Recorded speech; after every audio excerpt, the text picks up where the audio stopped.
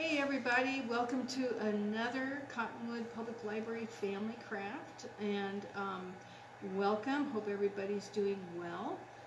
It sounds like school has started, so a lot of kids are either at school or definitely doing school online or something like that, so hope everybody's doing good on that. I've got a family craft today for you that's more of like a folk craft. One of my first jobs was working at the Pioneer Historical Museum up in Flagstaff, and so they had me making all kinds of folk crafts like making your own soap, corn husk dolls, and apple head dolls, which is one of the things we're going to do today. But first I wanted to read to you this book called The Apple War. This is a pretty old book. I was able to find an older copy of it online, written and illustrated by Bernice Myers. It's called The Apple War.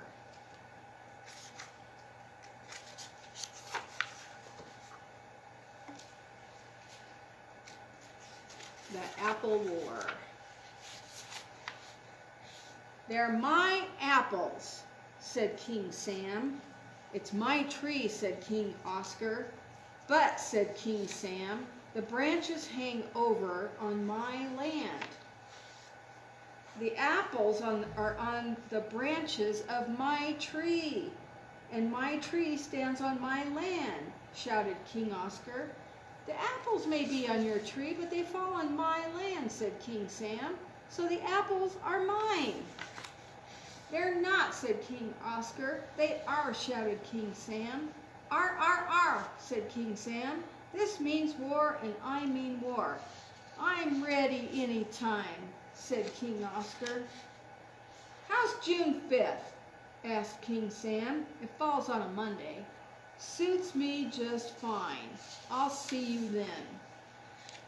Time passed, and on the morning of June 4th, King Sam called for William.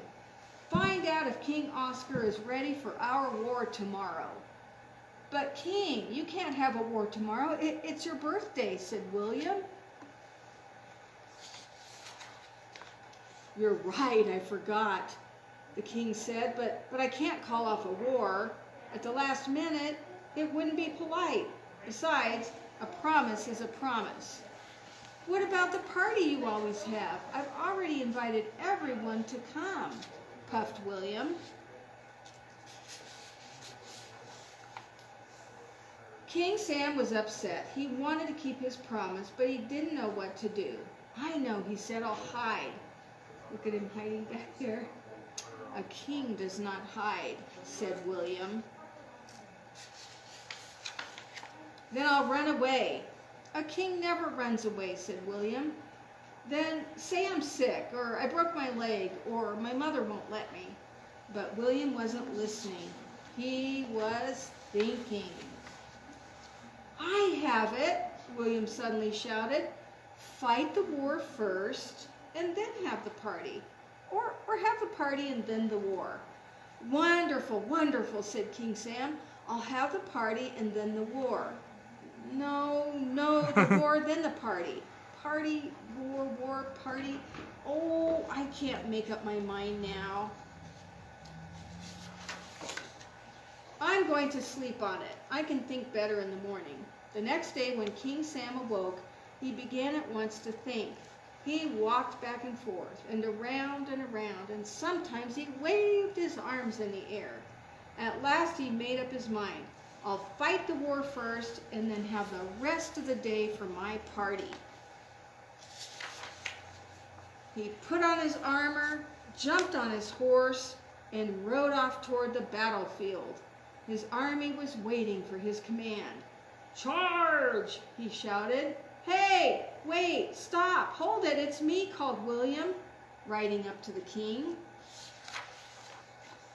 "If you have the war first, there might not be anyone left to come to your party." "Oh boy, you're right. I never thought of that," said King Sam. "So we'll have the party first and then the war."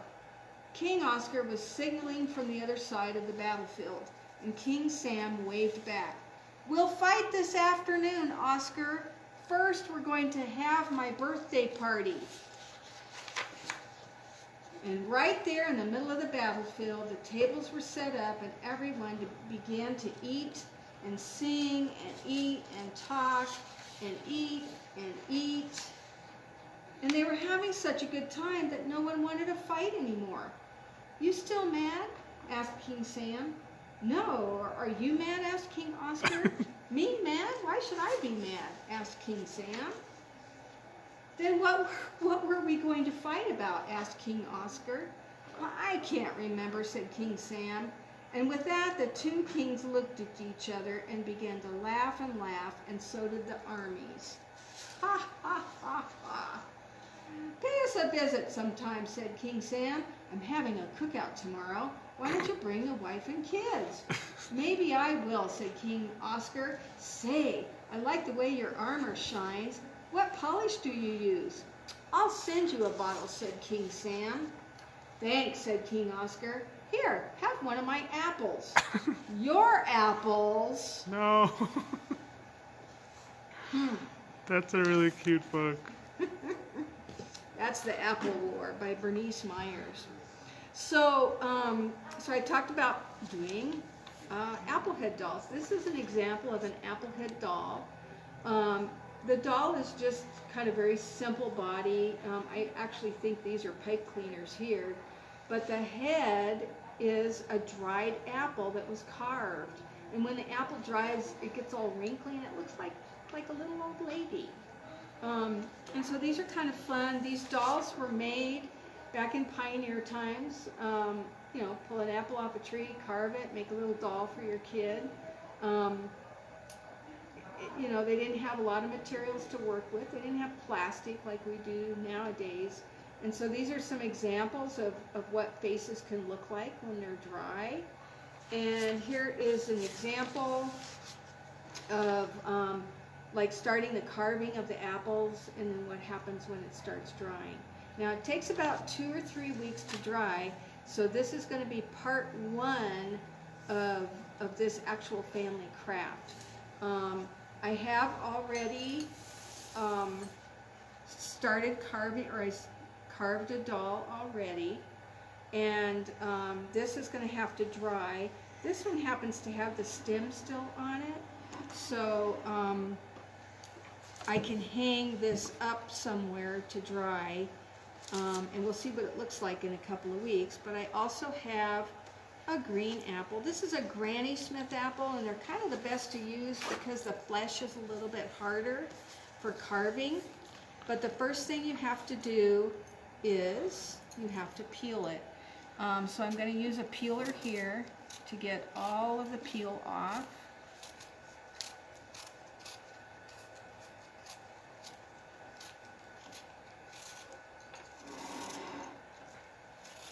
And, uh-oh, look at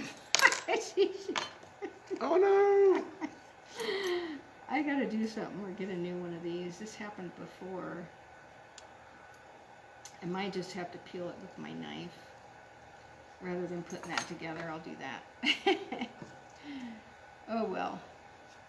Adapt, right? Right. Okay. So here's me adapting with my little paring knife.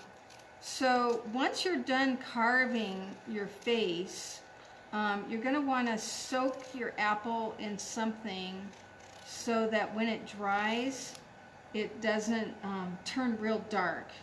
So lemon juice, or for this one I used apple cider vinegar. Regular vinegar is good too. Just something astringent that you're going to soak it in.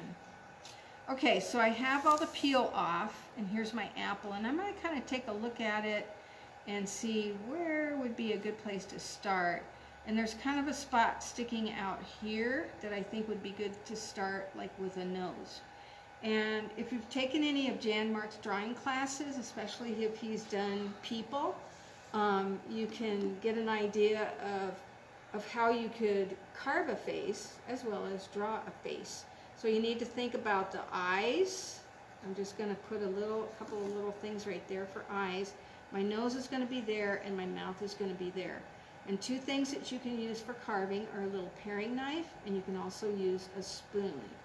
And you want to think about the different spots of the face, the forehead, which comes down to the nose.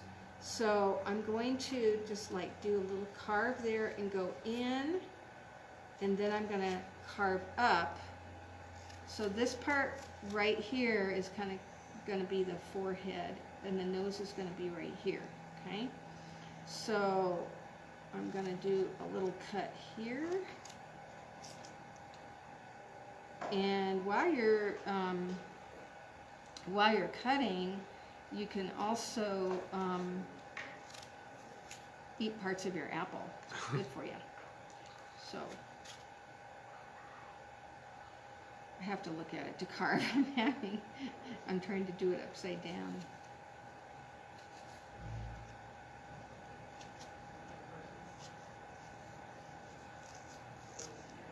Okay.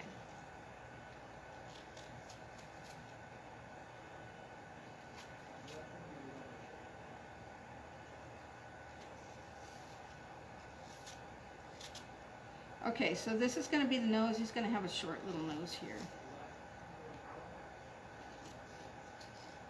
Okay. So right here is going to be the mouth, and one of the things I can do for the mouth is I can just get a spoon and just kind of go like this. Do like a real deep cut. Okay. That's so cool. Yeah, and I'm going to bring up the side of the face just a little bit to where the cheeks are, right here and here. And then under the nose, I need to cut a little bit more. Okay. So this little cheek part here, right there, needs to come off. So the eyes are going to be right here, so I'm going to cut a little bit deeper in where the eyes are, because we want those to look kind of wrinkly when our doll is done.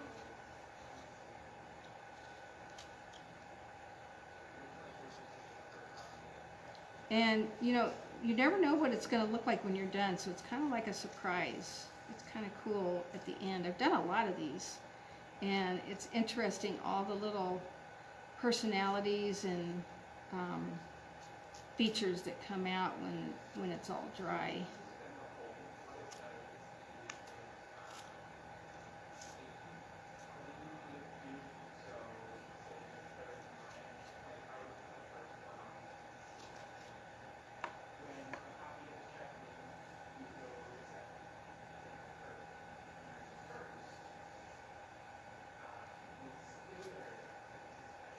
Okay, so he's almost got like a little smile there.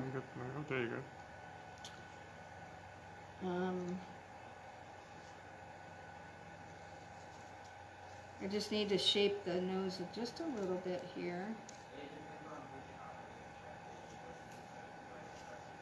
You know, you pay extra for this in Beverly Hills. What's that? You pay extra for this in Beverly Hills. Yes, you do. Organic apples are more expensive too. And then when you get done, and this is all dry, you can use like little black beads for to put in the eye sockets for eyes, or you can use little tiny. You could actually use apple seeds. Obviously, not the ones inside this apple, but because then you'd have to open it up. But